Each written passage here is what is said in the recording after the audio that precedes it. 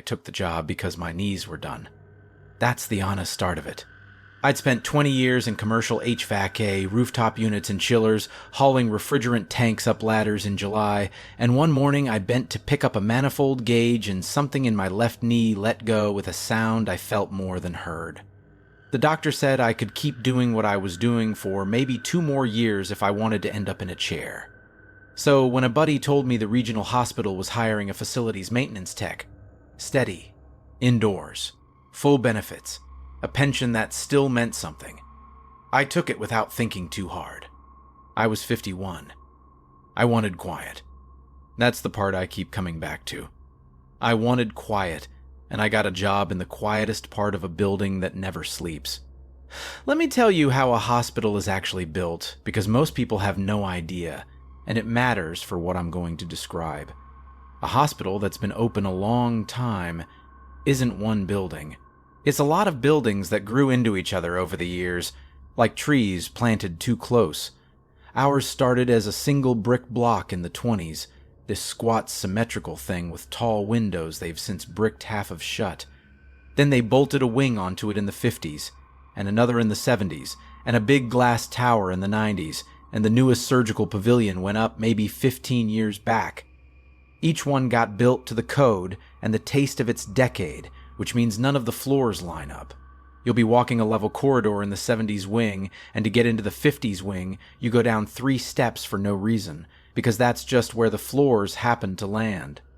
The whole place is stitched together with ramps and half-flights and little transition rooms that exist only because 2 eras of construction had to shake hands somewhere. And underneath all of it are the tunnels. Every big old hospital has them.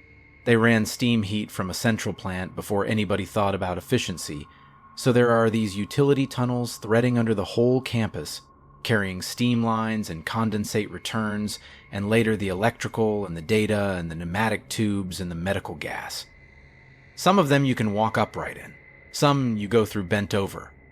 There's a whole world down there that patients and visitors and even most of the nurses never see or think about. A hot, humming, low-ceilinged maze that the building sits on top of like a table on its legs. And my job, a good part of it, was to know that maze, to crawl it, inspect it, fix what leaked, log what needed replacing. I was one of maybe 3 people in that whole institution who could tell you what was actually down there. The guy who trained me was named Dwyer. He was close to retirement, heavyset, moved slow, knew everything. He'd been in those tunnels for 31 years. He had a way of walking them without looking, the way you walk your own house in the dark, and he'd point at a valve without breaking stride and say when it was last packed, when it'd fail. He wasn't a talker. Most of my training was just following him and watching and shutting up. But he was thorough about the layout. He made me learn it cold. He'd quiz me. If you're at the junction under the old chapel and the 70s main line is down for work, how do you get to the boiler room in the pavilion? And I'd have to trace it in my head, all the turns, and he'd nod or correct me. There was one thing he did that I didn't think about until much later. Whenever we came to a particular junction, down in the oldest section, under the original 20s block, the lowest point in the whole system, where you could feel the air get still and cool and the sound of the building drop away, he'd take us a specific way through. Left, then up the short ramp, then right. Always the same. And once, early on, I got ahead of him and started to go right first, the shorter way by the look of it, and he put his hand flat on my chest. Not rough, just stopped me. And he said, "Not that way." I asked why, figured there was a hazard, a live line, asbestos, something. He said, "That way's longer," and we went his way. I remember thinking it didn't look longer, but he'd been down there 31 years, and I'd been down there 3 weeks, so I let it go. Dwyer retired that spring. There was a little cake in the break room. He shook my hand, told me to keep the packing glands tight and the log up to date, and he said one more thing, quiet, just to me, while everybody else was getting coffee. He said, "When you're down there, don't take shortcuts. The long way's the long way for a reason." I thought it was a safety thing. An old-timer's superstition, the kind of thing guys develop after decades of not dying on a job that could kill you. I said, "Sure, Dwyer." And he looked at me for a second like he wanted to say more, and then he didn't, and he left, and I never saw him again, which I'll get to. So then it was mostly me. Me and a younger guy, Ostrowski, who covered days and hated the tunnels, and did everything he could to stay above ground, which meant the tunnels were mine. I want to be clear that for a long time, months, nothing happened. This is the part people skip when they tell these stories, but it's the truest part. I did my job. I walked the lines. I fixed a condensate leak under the 70s wing that had been dripping onto a data conduit. I replaced a failed sump pump in the pit under the pavilion at 2 a.m. during a storm, standing in 6 inches of water with a drop light in my teeth, and it was miserable, and Ordinary and I went home and slept fine. The tunnels became familiar the way anything does. The smell of them, hot, iron, wet concrete, a Swedish chemical thing from the steam treatment. The sounds, the big lines ticking as they expanded, the far-off shudder of a pump kicking on, sometimes, faintly, from certain spots, the sound of the hospital above, a gurney's wheels, a door, a voice, coming down through the structure like sound through the hull of a ship. The first time I noticed the room, I didn't notice it as anything. That's important. I was doing a routine inspection of the old section, the 20s block, the lowest and least used part, where half the original steam lines had been capped decades ago and left in place because it was cheaper than pulling them out. I came down to that still junction, the one Dwyer always took the long way through. And I'll be honest, I was tired, it was late, my knee hurt, and I took the shortcut. Right, instead of left up right, just to save myself the ramp. And it led out into a room. A small room, maybe 10 feet by 10. Old tile on the floor, the little hexagonal kind, cracked and yellowed, with a floor drain in the center. Plaster walls, painted over so many times the corners were rounded with it. One wooden chair, the bentwood kind you'd see in a waiting room 100 years ago. And a single bare bulb in the ceiling, on, throwing a hard, flat light. That was all. I stood in the doorway and I thought, I didn't know this was here. Which by itself wasn't alarming. There are dead spaces all through a building like that, old rooms sealed off and forgotten when the use changed. I figured it was some original utility room, a place they'd once kept a valve station or a janitor's sink, stripped out and left. I noted it as a space to map properly later, and I went on with my rounds. I found my way back to the main line and finished the loop. Ordinary night. Here's the thing, I only registered the next day, going over my route in my head the way you do. That shortcut, right? At the junction. Should have let me out under the 50s wing. I knew the layout. Right went east, toward the 50s wing, where there's a big open utility gallery with the electrical panels. It does not go to a little sealed tile room. But I'd been tired. Tunnels turn you around. I told myself I'd gotten disoriented.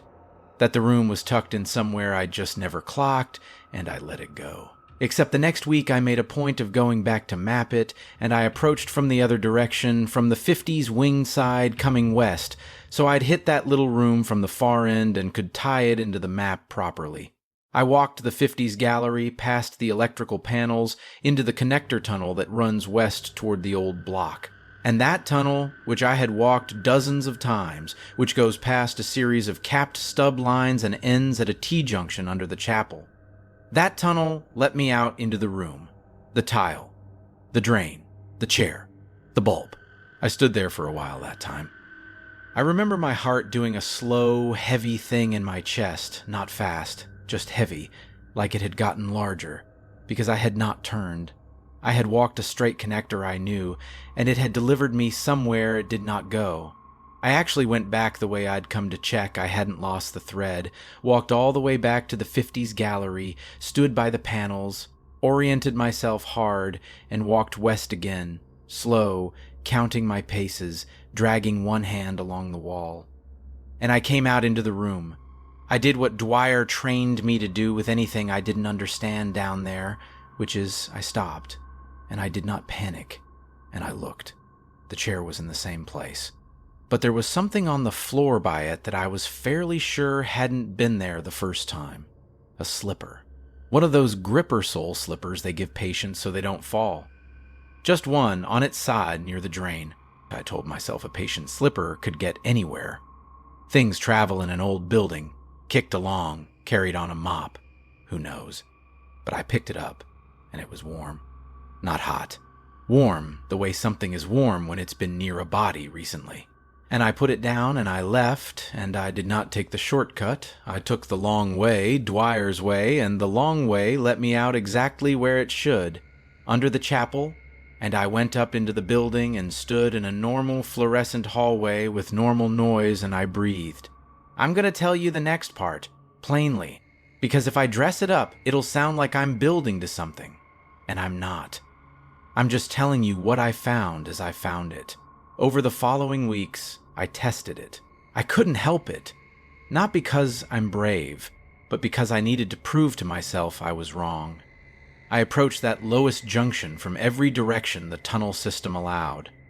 From the pavilion, from the tower, from the 70s wing, from the 50s gallery, from the old block itself. I marked my routes with chalk arrows and strips of blue tape so I couldn't fool myself about which way I'd gone. And what I found over and over, testing it in the cold, methodical way you'd trace a fault in a circuit, was this. Every tunnel that passes through the old section, if you take the shorter branch at that junction, the branch that on the blueprints goes somewhere else entirely. A different branch depending on which way you came. Every one of them lets out into that same tile room. The long ways go where they're supposed to. The short ways all go to the room. Different tunnels. Same room. Every time. I pulled the blueprints. Not because I expected them to solve it, but because that's what you do. And I want to be careful here, because I know how the story wants to go, the sinister missing room that isn't on any plan. It wasn't like that, exactly. The room was on the plans. The original 1924 drawings show a small utility room in about that spot, labeled with a function I couldn't make out, the ink gone soft. It existed. It was real, and it was documented. That wasn't the wrong part. The wrong part was that on the plans it was one room, in one place, reachable by one short corridor off the old block, and in the building it was at the end of every short corridor, no matter where those corridors started or where the drawings said they went. The blueprints were fine. The building didn't match them. And a building not matching its blueprints is such an ordinary thing. Renovations, undocumented changes, 40 years of we'll update the drawings later. That I could almost have filed it under that. Almost. Except no renovation makes 6 different tunnels end at the same door. I asked Ostrowski about it once, carefully, not wanting to sound insane. I asked if he'd ever ended up in a little tile room down in the old section, off the low junction. He was quiet for a second, and he didn't look at me, and he said, I don't go down there. I said, I know you don't like the tunnels. He said, it's not that. And then he said, Dwyer told me to always take the long way, and I always take the long way, and I've never seen any tile room, and I'd like to keep it that way. And that was the most he ever said about it. He behaved slightly wrong after that around me, a little wary, the way you are around someone who's mentioned a thing you've both agreed not to mention. Because here's what I started to understand slowly over that summer, and it's the thing that's hard to say without it sounding grander than it felt. The room collected things. That warm slipper was the first. But once I'd been in there enough times, I started to see that the room was never quite empty, and never quite the same. There'd be a visitor's badge, the sticker kind, curled at the edges. A child's drawing, a house and a sun, a single earring. A paperback with the cover gone. A dead phone. A wedding ring, once sitting in the center of the floor by the drain, and I did not touch that one. Small human things. The things people lose. The things that go missing in a hospital and never turn up, that everybody assumes fell behind a bed or went home in someone else's bag. They were down there. They were collecting in that room, slowly, the way silt collects at the low point of a river. The room was the low point. Everything the building lost. It lost downward, and downward was there. And I started to feel it pull. I don't know how else to say it. When I wasn't at work, I'd catch myself thinking about the room, not with fear exactly, but with a kind of gravity, the way you think about a task you've left undone. And a couple of times, this is the part that frightened me most, more than the slipper, more than the ring. A couple of times I came to myself standing at that low junction with no memory of walking there. I'd be doing my rounds, thinking about something else, my knee, my kid, a leak I needed to get back to, and I'd blink and I'd be standing at the junction with my hand already resting on the wall of the short branch, the branch that goes to the room, like my body had walked itself there while I was gone. And I'd pull my hand back and take the long way, Dwyer's way, and go up into the light. But it got harder each time. Not to walk away. To remember to. I looked for Dwyer that fall. I want to tell you this part because it's the closest I came to an answer, and it's not an answer at all. I wanted to ask him, just to hear another person say the words, to know I wasn't the first. I still had his number from a form in the office. I called it, and it was disconnected. I asked around. The HR woman when I asked how to reach him about his pension paperwork. A lie, but it got her looking. She pulled up his file and got quiet and said, "Oh," and then she said Dwyer had passed. That summer, a few months after he retired. I asked what happened, and she said she wasn't supposed to share that, and then, because people can't help it, she lowered her voice and said it was strange, that he'd been found here, actually, at the hospital in the old section. And that nobody could work out why he'd been in the building at all since he didn't work here anymore, or how he'd gotten down there, past the badge readers, into the tunnels. She said they figured he'd wandered, that he must have had something wrong with him, some decline nobody caught, and in his confusion he'd come back to the one place he knew in the dark and gotten lost, and that was where they found him. I asked where they found him. I already knew. She said a maintenance room, down in the original building. A little room, she said. She'd heard it was just a little tile room with a chair. I stopped taking any route through the old section after that. I rerouted my whole inspection loop to avoid the low junction entirely, which added 20 minutes and a lot of stooping, and my supervisor grumbled about the hours. But I did it. For weeks, I didn't go near it. And I told myself that was the end. That I'd figured out the shape of the thing well enough to stay clear of it, that I could do my job around it, that a man can work on top of a thing like that, his whole career the way Dwyer did, for 31 years, and just keep taking the long way. That's what Dwyer did. That's what the training was. That's what he was really teaching me. All those quizzes, all those turns. Not the layout, the avoidance. He'd been keeping the door shut his whole life, keeping it fed only what wandered down on its own, and he'd trained me to do the same without ever telling me what I was doing, maybe because saying it out loud was the thing you couldn't do.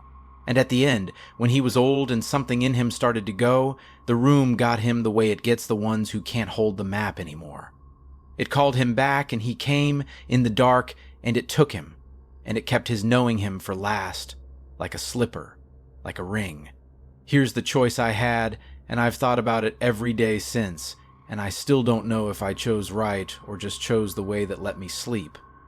I understood by then that as long as I stayed and took the long way and kept the map in my head and returned what wandered, the room stayed what it was, a low place that collected the lost, slowly, quietly, taking mostly things and only rarely a person, and only the ones already going, containable, tended.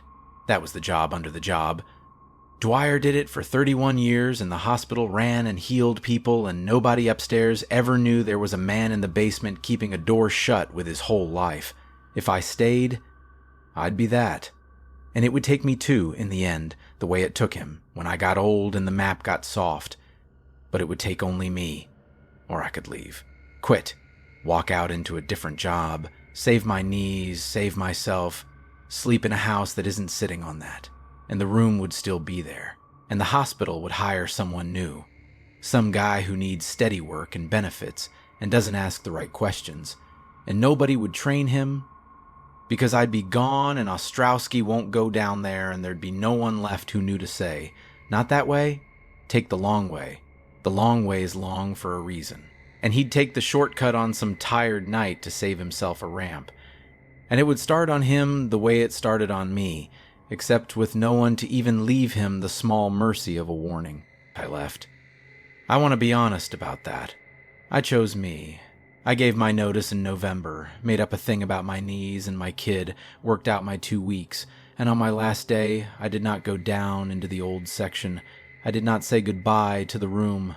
I just handed in my badge and my keys, and I drove out of that lot, and I did not look at the building in the mirror.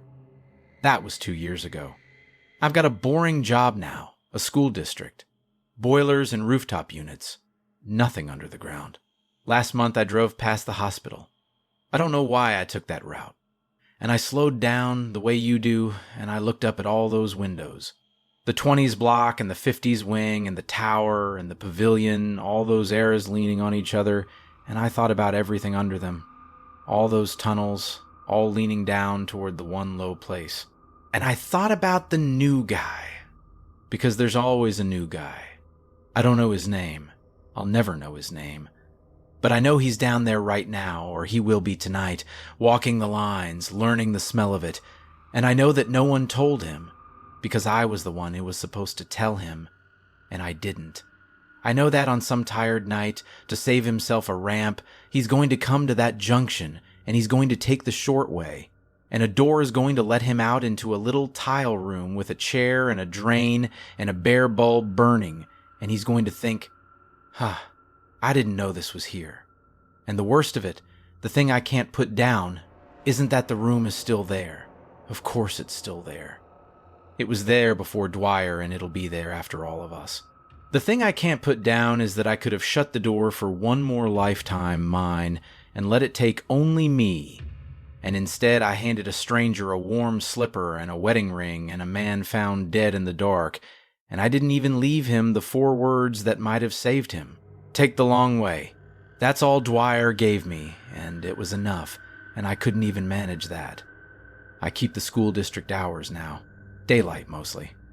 I don't go underground. But some nights I catch myself standing somewhere in my own house with no memory of walking there, my hand flat against a wall, and I have to say it out loud to get myself moving again. Not that way. The long way. And I go back up into the light and I tell myself it's just a habit, just an old man's superstition, the kind you develop after enough years of not dying at a job that could kill you. I tell myself I got out. But I know how buildings are put together now. I know they're all leaning toward the same low place, every one of them, if you go down far enough. And I know I never learned where the door is in this house. I've just been lucky enough not to take the shortcut yet.